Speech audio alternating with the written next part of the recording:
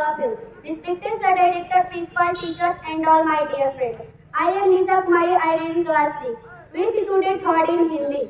मौन सबसे सशक्त भाषा है, धीरे धीरे दुनिया आपको सुनेगी। ये विचार हमारे राष्ट्रपिता महात्मा गांधी का है, जो कि शांति के दूत थे और इसी शांति की वजह से धीरे धीरे लोगों ने उनको बात को सुनी, वह समझी। इसलिए कहा गया है कि मौन सबसे सशक्त भाषा है। महान आचार्य चाणक्य ने कहा है कि जो व्यक्ति ये समझ गया क्या, कब, कहाँ और कितना बोलना है, उस व्यक्ति को सफल होने से कोई नहीं रोक सकता।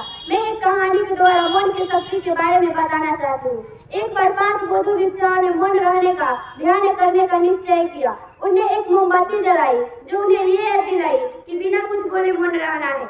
पहली रात तो मोमबत्ती की लो तेज है, फिर वह बुझ गई।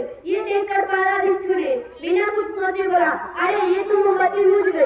दूसरा बोला, चुप रहो, हमने कुछ नहीं बोलने की शपथ ली है। तीसरा बोला, तुम लोग की बोलने की क्या जरूरत थी। चौथा बोला, तुम सब ने बोल लिया, बस हम 2 ही बच्चे हैं। उन दोनों के बोलने के पीछे अलग अलग कारण थे, लेकिन पांचों भिक्षु ने उन चारों की बात पर बिना ध्यान दिए हुए अपना ध्यान करता रहा।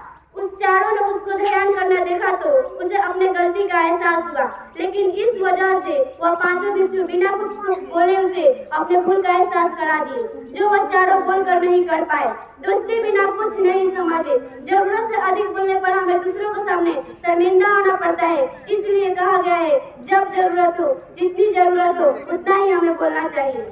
शायद ईश्वर हमें इसलिए कान 2 और मुंह 1 दिया है कि हम सुने ज्यादा और बोले कम। दुनिया हमारी कम बात भी धीरे धीरे सुनेगी।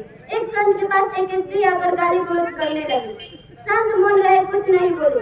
स्त्री ने और ज्यादा अपशब्द बोलने लगी। ये देखकर संत के शिष्य ने कहा कि आप कुछ बोल क्यों नहीं रहे। संत ने बोले, अरे वह तो मुझे गाली दे रही है, मैं उसे ले कहाँ रहा हूँ, और जो चीज मैं नहीं ले वह वापस जो देता है उसी के पास जाता है, तो ये गाली उसी के पास जा रहा है। ये देखकर स्त्री ने उनको चरणों में गिर गई और संत भी उस स्त्री से अपशब्द बोलते तो उसे कभी अपने भूल का एहसास नहीं होता और संत और स्त्री में अंतर ही क्या रह जाता। इसलिए संत ने उसे बिना कुछ बोले पराजित कर लिए। ये है मौन की शक्ति। धन्यवाद।